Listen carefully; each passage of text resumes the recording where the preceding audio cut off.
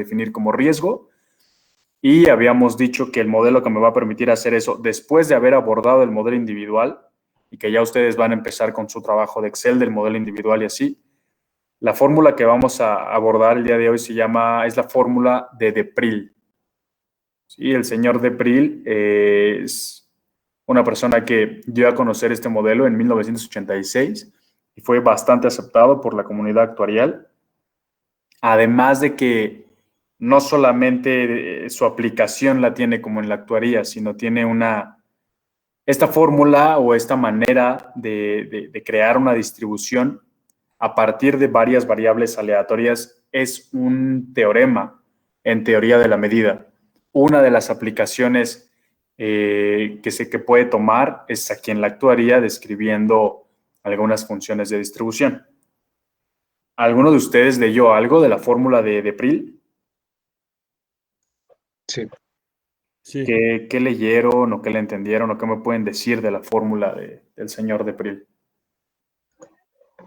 Yo solo, o sea, leí todo, pero la verdad, o sea, entendí por qué el G0 se da así, o sea, eso entendí. Lo que no entendí fue la fórmula para H, el HI, K. Eso no lo entendí también. Pero, o sea, más o menos sí entendí en general, pero eso de particular la H, no entendí bien la fórmula. O sea, como para qué es lo que hace y así. Correcto, vamos a ver ese factor H, qué es lo que hace. ¿Alguien más? Pues yo igual entendí, como mi compañero Diego, o sea, entendí pues la idea, todo lo de bueno, o sea, qué significaba cada cosa, lo de las probabilidades que tienen los montos de reclamación, y bueno, lo que dice aquí de las probabilidades, y también el G0, esa igual, pero sí no entendí el I, acá, esta parte me costó trabajo, y la demostración, la verdad, sí está un poco, pues sí está medio fea. Sí, es algo que es muy importante recalcarles y que ahorita no lo ven en el panorama porque estamos iniciando con el curso, pero les repito y se los voy a decir a cada rato, ustedes ya vieron el modelo individual, o sea, ya vieron cómo tarificar algo, aunque sea sencillo, con el modelo individual. Esta fórmula lo que me va a decir es cómo obtengo la función de distribución de S. Lo mismo vamos a hacer con otros modelos. Les voy a enseñar a tarificar otras cosas de daños, otro tipo de bienes, y va a haber fórmulas que también me ayudan a ver la función de distribución de S. Siempre para saber la función de distribución de S es mucho más complejo. ¿Por qué? Porque eso ya tiene que ser algo prácticamente probado y que se pueda programar. Normalmente las cosas que son programables, más allá de ecuaciones, ya se ven en algoritmos y pueden llegar a ser un poco más complejas si las quieres aterrizar a algo teórico. Ajá. Les repito que justamente la fórmula de Depril es un ejemplo muy claro de cómo algo que uno escribe en el cuaderno, que uno ya tiene la síntesis de la razón y puede seguir haciéndolo, puede ser muy complejo, demasiado complejo pasarlo a algo de matemática. Ustedes se van a dar cuenta que todas estas fórmulas, pasarlas a un Excel o hacerlas a mano, es muchísimo más fácil. La cuestión es que tienen que entender toda esta notación matemática. Y estos axiomas o proposiciones. Entonces, la esencia de esta fórmula de Prill es, una vez que tú ya sabes modelar, valga la redundancia, con tu modelo individual a cada personita y obtener su siniestro cierto, obtener la siniestralidad media y dada la siniestralidad media, en este caso, tomarla en cuenta como una prima pura de riesgo, Depril te dice, ok, ya sabes hacer eso, pero y si tus distribuciones no son nada factibles y además tu portafolio no es muy grande, puedes utilizar esta fórmula de Depril. Y también habíamos dicho la clase pasada con una de las preguntas de sus compañeras, que necesitábamos que el portafolio fuese homólogo. Y ya les había explicado más o menos que era algo homólogo. Así que, bueno, ya para iniciar con esta fórmula del señor de Pril, otra de las cuestiones que toma como hipótesis es que los reclamos los toma como unidades, es decir, 1, 2, 3, 4, lo cual vamos a ver más adelante que no es un impedimento tan fuerte, ¿sí? Este impedimento, a ver, denme un segundito.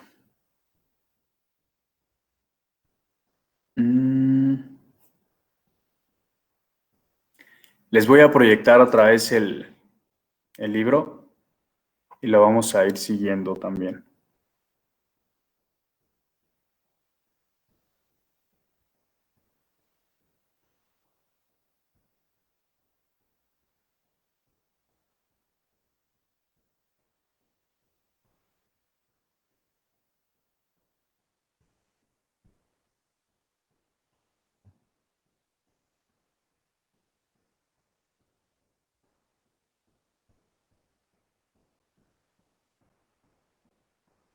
Listo, ¿ahí lo pueden ver? Sí. Perfecto. Ok, entonces, la fórmula del señor de Pril nos dice que lo que nosotros vamos a modelar es la probabilidad de que cierta cantidad de riesgo o severidad ocurra. Ajá. Y lo primero que hace este señor es, si ustedes leen esto, se van a confundir un poquito, pero esto es simplemente una fórmula de acomodo de matrices. Ajá. Esta N es el número de asegurados que ustedes tienen en su portafolio. Y vamos a definir dos contadores, tanto la I como la J. La J va a definir el grupo, no digo una persona, ahora digo el grupo de personas que tengan cierta probabilidad de muerte QJ. Es decir, puede haber un portafolio donde haya 30 personas de 18 años y esas 30 personas van a entrar en la misma J, porque recuerden que la J en este caso representa la edad. Es la probabilidad de morir de una persona de 30 años. ¿Sí?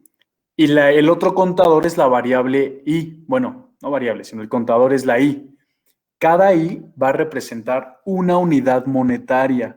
Ajá. Entonces, ambos contadores son discretos y ambos van desde 1 hasta el máximo de I o el máximo de J. ¿Sí? ¿Qué dificultades podría representar en este modelo el hecho de que ambos sean discretos? ¿Qué dificultad se les viene a la cabeza? Profe, nada más una duda. Mis Qs son mis probabilidades de riesgo, ¿no? Son tus probabilidades de muerte. Ah, bueno, de muerte. Pero entonces, en cada Q agrupo a distintas pólizas. ¿Puedo agrupar a distintas pólizas? Efectivamente, distintas pólizas, pero que cumplan con la misma J.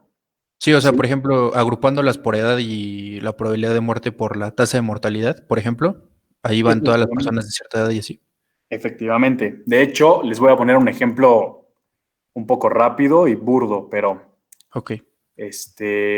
para que lo vayan entendiendo, vamos a suponer que yo tengo un portafolio de 8 personas, ¿vale? Estas 8 personas tienen edad. ¿Sí alcanzan a ver lo que escribo? Sí, ¿verdad? Si no lo sí. Sí, se ve bien. Estas 8 personas tienen edades, una tiene 20 años, el otro tiene 45 años, otra tiene también 20 años, otra tiene 60, otra tiene 33 años, otro tiene 20 años y otro tiene 45 años. Vamos a suponer que me falta uno, ¿verdad? Otro de 60. El portafolio está tiene una varianza enorme, ¿no? Tengo desde 20 hasta 60. Ajá, y son mis 8 personas. Y estas 8 personas, ahorita vamos a ver la suma asegurada, independientemente de lo que ellos quieran, yo las puedo agrupar de manera diferente. Ahorita vamos a ver por qué. Vamos a suponer que su suma asegurada, y de este de 20 años, este quiere, no sé, 300,000 pesos, ¿no?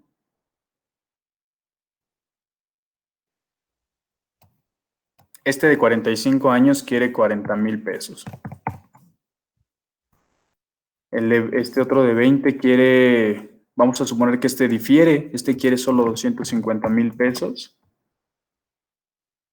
Este de 400,000. El de 60, ese quiere 1,000,000.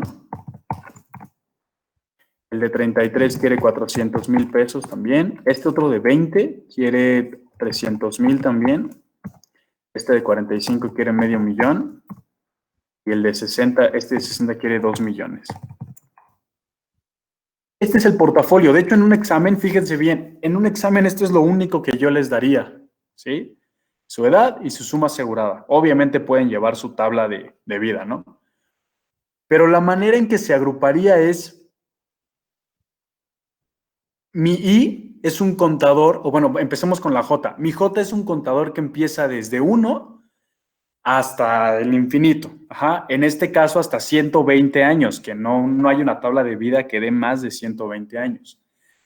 Entonces, en mis J's, por ejemplo, cuando mi J sea igual a 20, ¿cuál sería la cardinalidad del conjunto J? 3. 3, efectivamente. Entonces yo tendría NJ, perdón, QJ, ¿sí? En donde yo tendría de este lado las J's. Vamos a suponer que va de 1, 2, 3 y así sucesivamente.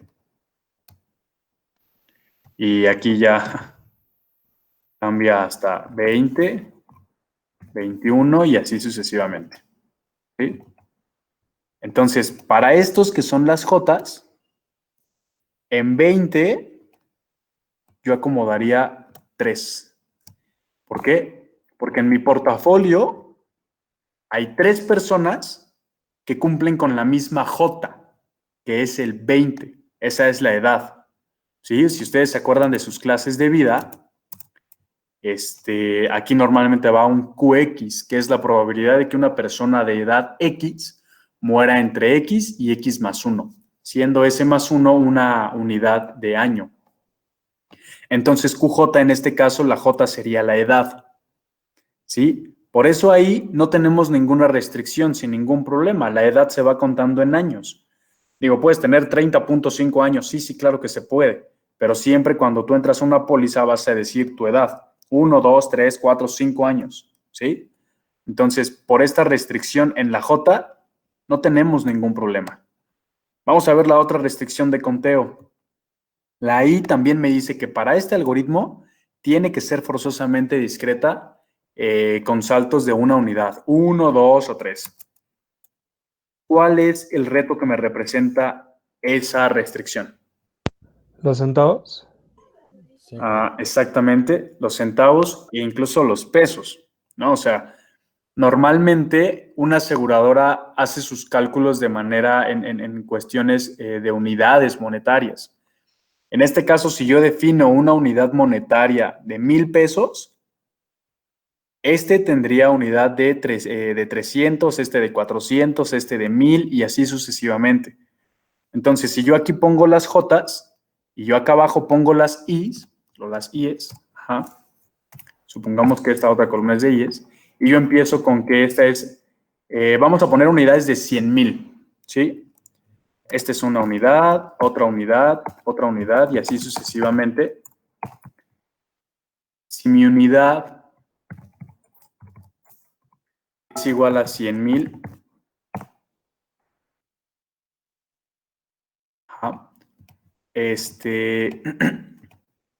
vamos a hacer este reconteo, ¿no? Aquí para una era un vector, Ajá, con una sola salida, por eso coloqué el 3. Pero vamos a volver a ver a estas personas de 20 años. Ajá. Resulta que si yo veo solamente el contador J, efectivamente de 20 años hay 3 personas. Y así se van a ir agrupando. Pero si yo ya también veo este contador de I, resulta que no. Resulta que yo tendría que para este, aquí va 1. ¿No? Que sea de 20 años y, perdón, ni siquiera iría ahí. Y con 3 unidades, aquí va 1. El otro de 20 años tiene, aquí habría un problema, ¿cierto? Con mi unidad. Entonces yo tendría que disminuir la unidad. Pero bueno, este es el único que tiene 50 miles. Vamos a quitarlo por esta vez. Yo tendría que encontrar el otro que sea de 20. Aquí habría otro 1. Los más probables que lo deje. Y luego en el siguiente es de 300 también. Así que realmente sería 2 aquí. ¿Sí ven el sentido de esta matriz? Sí. Ok, ¿sí entendieron cuando les dije de qué manera se agrupa tanto para el contador I como para el contador J? Sí, pero Sí. profesor, bueno, que la I agrupa por unidades monetarias y la J por las edades, ¿no? Entonces ya ahí Por la probabilidad de muerte. Exacto. Entonces, si se fijan, se van haciendo subgrupos. Ujú. Esta manera, matemáticamente, se representa así. ¿Alguien de ustedes sabía que matemáticamente se representa así esto? Pues sí, en álgebra vimos muchas matrices. Particularmente solo esa. Exactamente. En álgebra lineal, si no mal recuerdo, ven este tipo de cosas, pero si uno lo viera este algoritmo así nada más o esta fórmula puesta, digo, a mí en lo particular, la primera vez que lo vi, lloré tantito, ¿no? Dije, no, pues yo no sé cómo manejar una doble suma. Después se van a dar cuenta que una doble suma de un doble contador, eso refiere a una matriz. Eso que les quede bien claro, eso es algo que tienen que tener en cuenta mucho para esta materia. ¿Sí? Entonces, lo único que hace esta fórmula, si se fijan, es estratificar su muestra o su portafolio de N pólizas. Los va agrupando en subgrupos más pequeños. Entre I, el monto de la reclamación, ¿cuántos quieren este monto de reclamación? Y J, ¿cuántos están en este grupo de edad con cierta probabilidad de muerte? Al final a ustedes les va a quedar una matriz, no sé, así de 1, 4, 2, 5, por aquí un 7 y así sucesivamente. Y de hecho eso está muy interesante porque a esto se le aplica un análisis actuarial que se llama análisis de mapas de calor. ¿Alguien sabe qué es eso? No. Ok. Un mapa de calor o un mapa de sensibilidad en modelos es de aquí. Yo tendría que poner, si yo, por ejemplo, pongo en rojo el número más grande y en verde los números más pequeños, las zonas en donde a mí me aparezca un rojo, yo sé que me tengo que enfocar más porque ahí está mi mercado del seguro. Si el rojo me aparece en mi cuadrante inferior derecho, ¿es malo o es bueno? Malo, ¿no? Porque son los de mayor edad. Son los que pagan más. Exacto. Es malo porque está a la derecha y son los de mayor edad. Y es todavía tantito peor, porque los de mayor edad entonces son los que me están pidiendo más lana. La idea de un portafolio muy bueno es que esté en el cuadrante superior izquierdo, ¿cierto? Sí, sí, porque Porque los es de menos menor edad edad quieran y más poca dinero. suma asegurada, ¿cierto? Sí. Sí. A cada uno de esos cuadrantes tienen nombres diferentes. El cuadrante rentable se dice que es el cuadrante central. Es decir, estate aquí y no importa, pídeme mucha suma asegurada. Porque a más suma asegurada yo te voy a cobrar más. Pero mira, estás aquí, así que no te vas a morir. Entonces, se maneja de esa manera, pero eso lo iremos viendo. Pero les quería recalcar la importancia de saber armar las matrices y los grupos de matrices. Entonces, esta fórmula lo que hace es estratificar mi muestra, ¿sí? Estadísticamente hablando, estratifica mi muestra, ¿sí? Me da un panorama más general. Lo siguiente que hace mi fórmula de Depril es aplica o define una nueva variable aleatoria. Ahora sí, esta es una variable aleatoria. Y siempre vamos a tomar en cuenta que Y va a reflejar el monto real reclamado. ¿A qué me refiero al monto real reclamado? ¿Alguien me puede decir? ¿No es la cantidad de reclamaciones que se efectúan? No, porque esta Y depende del I. Si yo lo quiero decir es que Y será el monto real reclamado y por yo poder leer estos infraíndices IJ, quiere decir que será el monto real reclamado de una persona que puede reclamar monto I con probabilidad del grupo J. Así se lee. Sí entienden el por qué leí esto así. Me interesa que entiendan, esta es la parte teórica, pero para que ustedes lo lleven a la parte práctica, es importante que entiendan todas y cada una de las variables, porque al final es lo que van a hacer, lo van a llevar a la parte práctica. Y si ustedes no entienden qué significa la I o la J, no van a poder programarlo en un Excel o en un R, en un Python. Entonces, ¿qué creen que signifique esto? Si ya yo les dije que es el monto real reclamado para una póliza que puede reclamar monto I y se encuentra dentro del grupo de edad J. Contando a los que sí, sí reclamaste, o sea, sí fallecieron. Depende. Pues es que por eso viene 2, ¿no? 1 menos QJ y QJ, ¿no? Exactamente. El 1 Porque menos es QJ. Es como la que vimos en la pasada, que era me parece la variable D. No, la D no, que era que era DJ por CJ, que es el reclamo por que si se muera o no se muera. exacto, es algo análogo, ¿sí? Si se fijan, yo dije que puede reclamar I. Siempre va a estar en el grupo I, pero puede reclamar I porque depende de si se muere o no. El J sí es fijo. Ese no es que puede tener 30 años. No, tienes 30 o no tienes 30 años en el año de póliza. Ajá, la I sí puede ser que ocurra o puede ser que no. Aquí lo vemos un poquito mejor. Ajá, ahí. ¿Sí? Esto que está aquí es lo que yo les expliqué en el Excel. ¿Sí? Este es el acomodo que a mí me permite hacer, o la distribución que me permite hacer de mis N pólizas, esta fórmula. Esta fórmula yo la veo de manera práctica así, como aquí, como en la figura 1.3. Me interesa ahí que sí entiendan realmente la parte matemática del por qué. Porque verlo de aquí para acá es fácil. Pero si fuera al revés, hay ejercicios ya después que verán más avanzados en donde yo les pondré una matriz así y les diré esto, a ver, pásamelo a fórmulas matemáticas y ustedes tendrán que descifrar esta.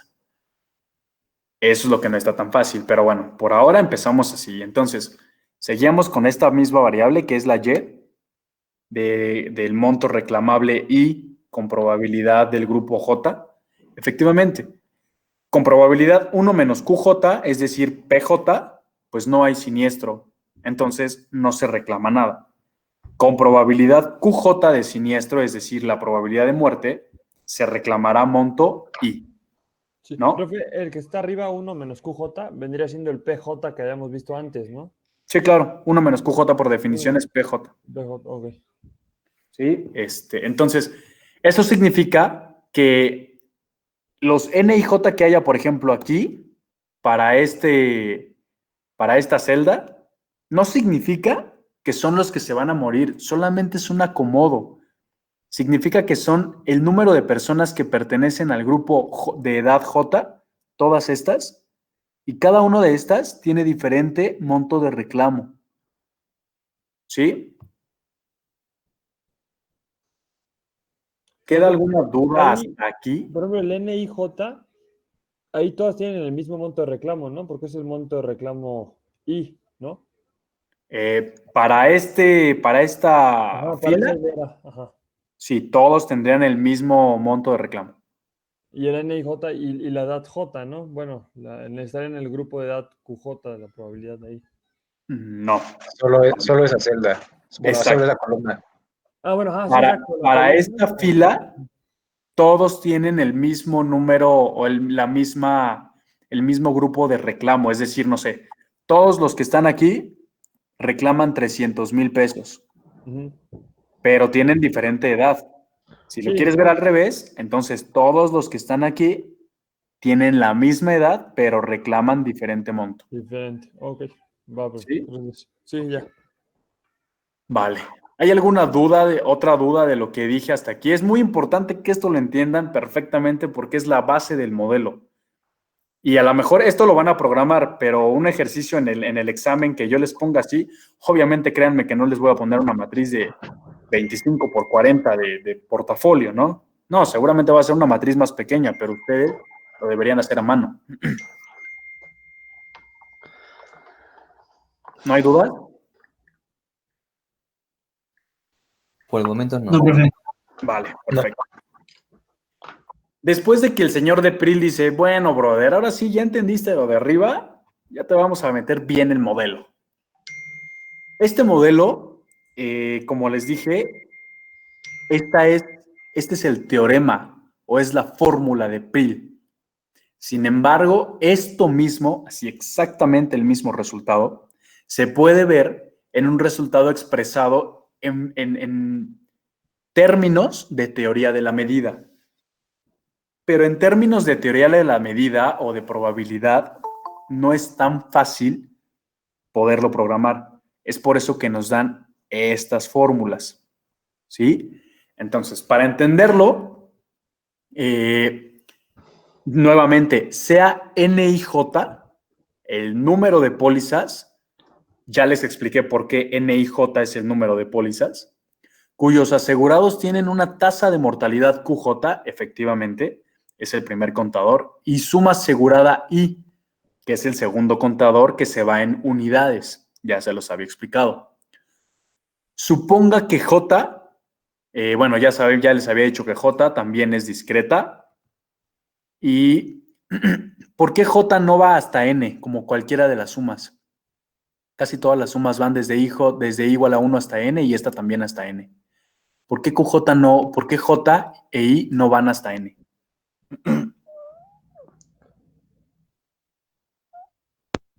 Pues depende de hasta dónde tengas, o sea, las posibilidades de modelar una probabilidad de muerte, ¿no? O sea, como decía que las tasas de mortalidad que tenemos llegan hasta los 115 por ahí de años, por eso no es tan fácil de generalizar. O sea, depende de con qué se esté trabajando. Ok, creo que sí entiendo tu idea, pero, ok, entonces con eso que me acabas de decir, ¿puedes restringirme una regla o una correlación entre J y N? ¿Cuál es más grande siempre o siempre van a ser iguales o cuál va a ser menor? O sea, ¿usted se refiere a por qué ambas contadores no llegan a N?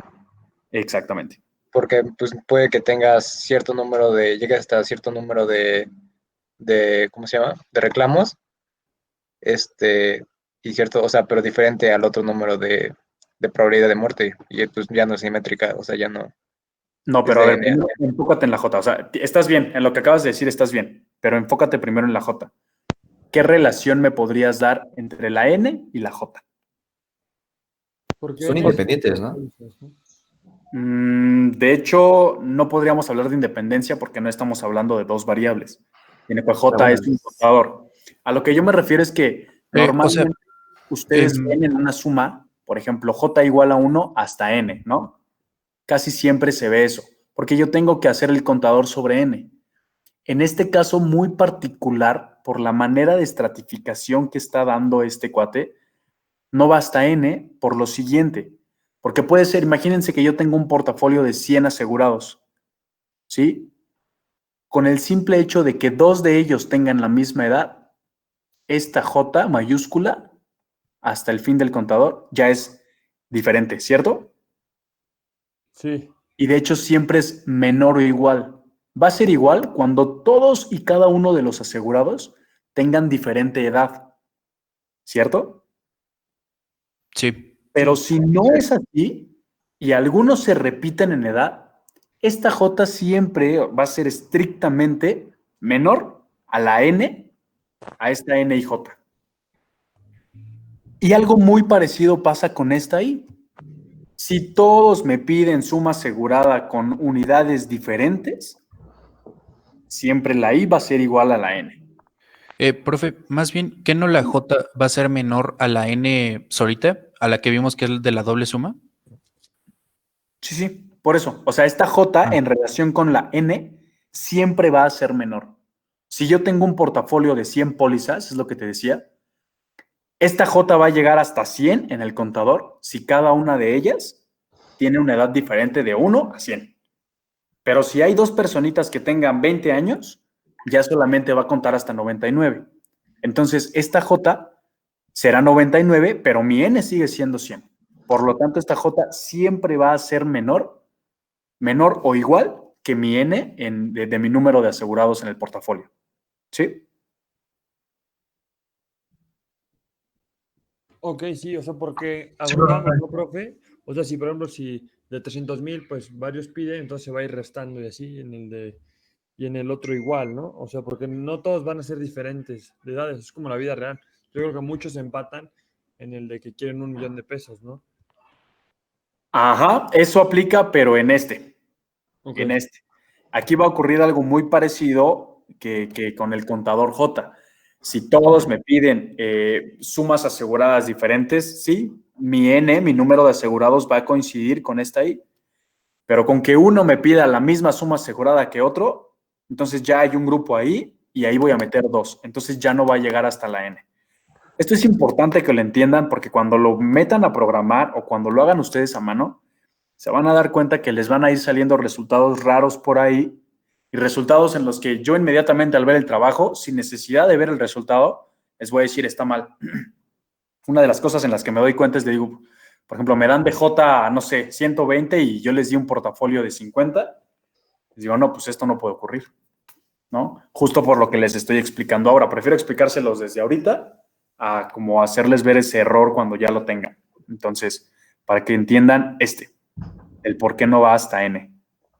Porque normalmente estamos acostumbrados a que cuando trabajamos con sumas, normalmente los contadores van hasta la variable que estemos trabajando, ¿no? En este caso, N.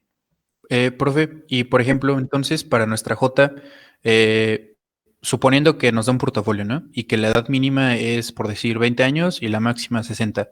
Entonces, pues nuestra J iría de 20 a 60, pero la recorremos para que sea de 1 a 40, ¿o cuántas edades son? Ajá.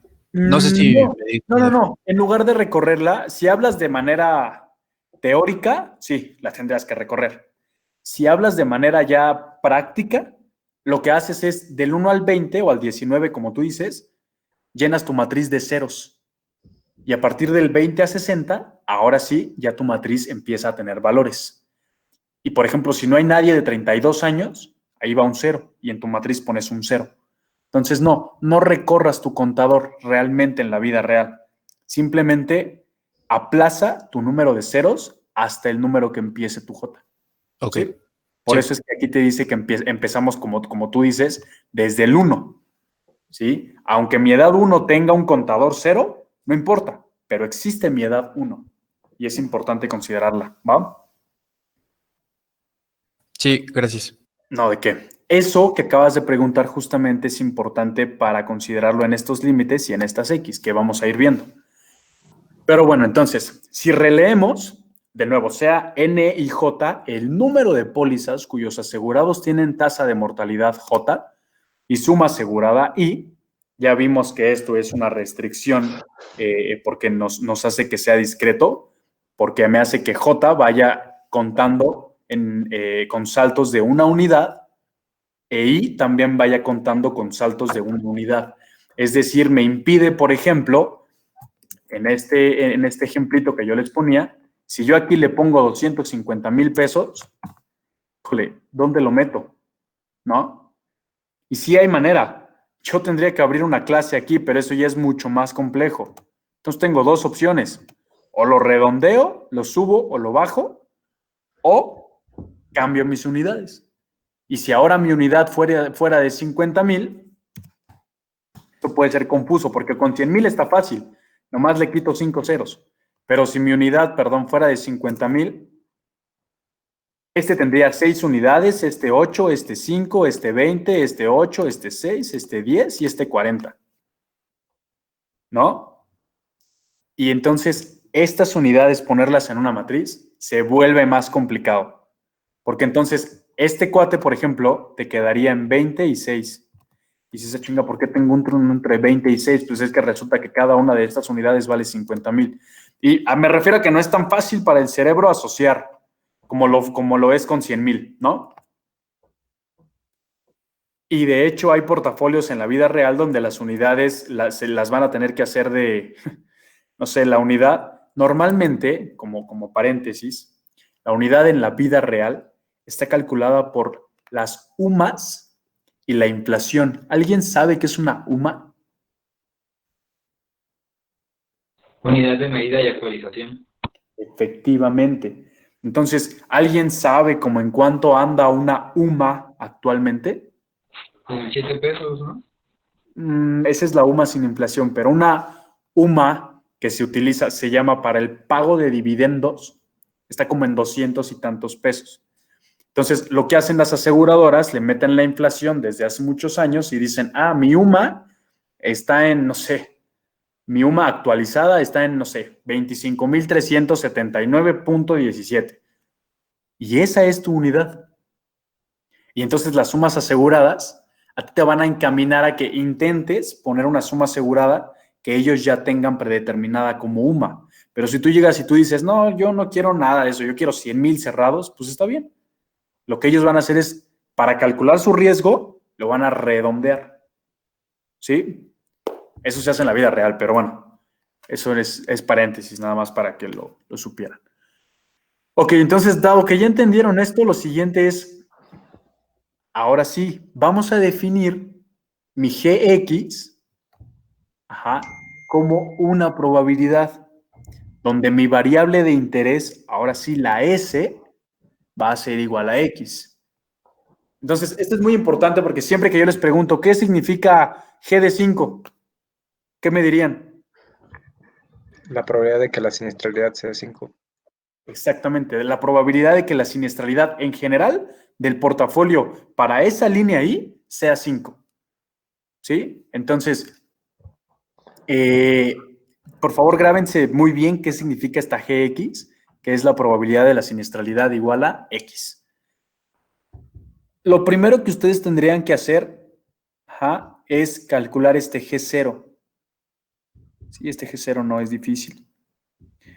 Después de este G0, como ustedes si leyeron el artículo, esta es una fórmula recursiva. ¿Sí? Algo recursivo significa que va dependiendo del valor anterior. Y de hecho, si se fijan, el primer valor que ustedes obtienen en esta función de distribución es el G0. Y luego para el G1, yo necesito el G0, porque me dice que si aquí en esta X yo le sustituyo 1, si ustedes hacen esta fórmula, aquí me va a quedar un G0. Entonces, mi G1 va a depender de mi G0. Eso es lo que significa en matemáticas recursividad. Cuando les digan que una fórmula es recursiva, eso es lo que significa. Y así sucesivamente. Entonces, la ventaja de estas es que teniendo una variable sacas la otra. La desventaja es que sacas una mal y desde ahí ya está mal todo. ¿Sí? Entonces, esta H nosotros le llamamos factor. Si ustedes se fijan, la distribución, ustedes véanlo en un histograma, mi clase 1, luego mi clase 0, 1, 2, 3 y así sucesivamente. ¿Por qué esta Gx? ¿En qué momento considera la tasa de vida, la QJ? ¿Por qué para yo decir cuál es la probabilidad de que yo pague 5 unidades monetarias? Según esta fórmula, así de simple vista, me dicen ni tomas en cuenta el QJ. ¿Por qué? Y eso es ilógico, ¿no? Yo tengo que tomarlo en cuenta. ¿Por qué? El QJ no está en el H y coma acá. Ok, sí, las dos respuestas son correctas. Porque yo lo estoy tomando desde el G0. Desde que yo estoy armando mi primer algoritmo, lo estoy tomando. Ajá, hasta acá. Y porque todos tienen este se llama un factor H. Ajá, vamos a conocerlo así como factor H. Este H es el que va a ir incrementando o decrementando mis tasas. ¿Alguien me puede decir qué significa esta tasa de QJ entre 1 menos QJ?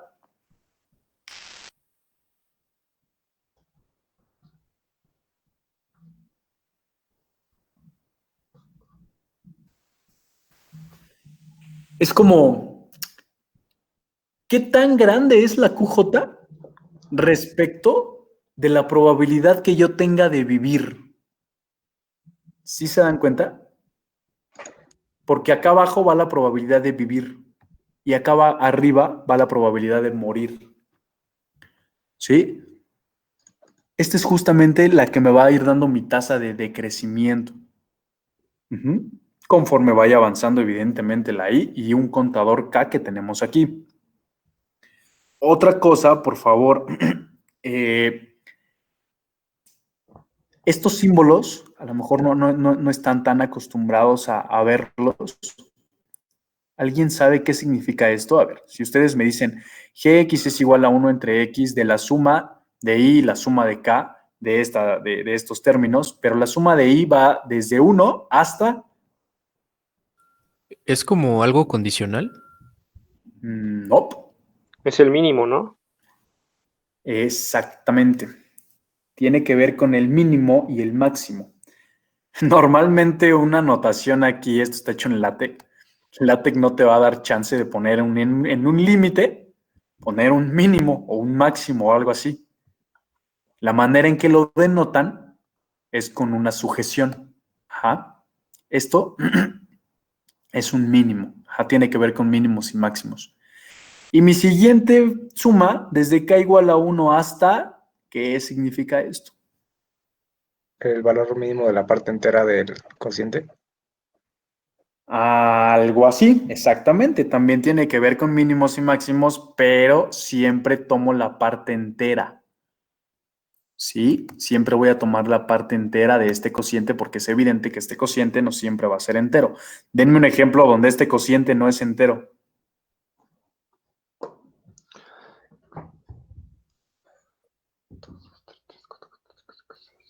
¿Qué tendría que ocurrir con la X y qué tendría que hacer con la Y? 3 medios, ¿no? Algo Que así. no sean algo múltiplos. entero. Ajá. Pero, ¿por qué? Por ejemplo, suena razonable que si yo tengo unidades de 10,000 pesos o de 1,000 pesos, yo tenga 1 entre 20 y luego tenga 60 entre 1.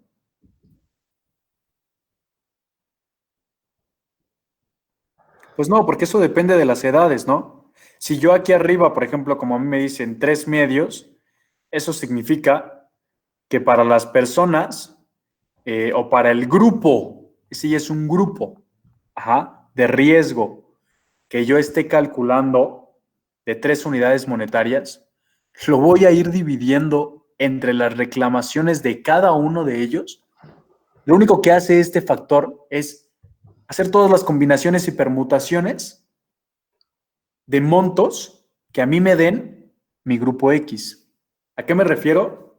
Si yo tengo aquí G5, por ejemplo, y es la probabilidad de que yo pague 5 unidades monetarias, ¿de cuántas maneras diferentes puedo obtener el 5? De una, nada más, ¿no? No, claro que no. Bueno, Pues que se me muera uno que le pague 3 unidades y que se me muera otro que le pague 2 unidades. Y que se me mueran 5 de una unidad. Y que se me sí, mueran 2 de 2 unidades y uno de una unidad.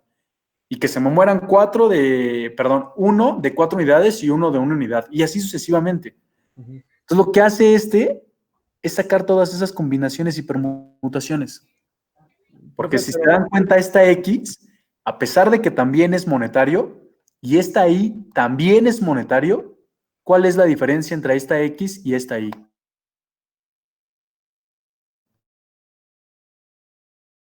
No es